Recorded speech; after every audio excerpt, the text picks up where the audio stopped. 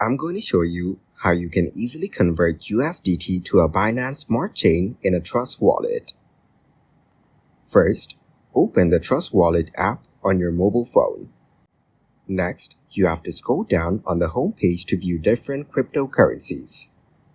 You will select the USDT BNB currency as shown here. Now, you will tap on the Send option provided on the upper side.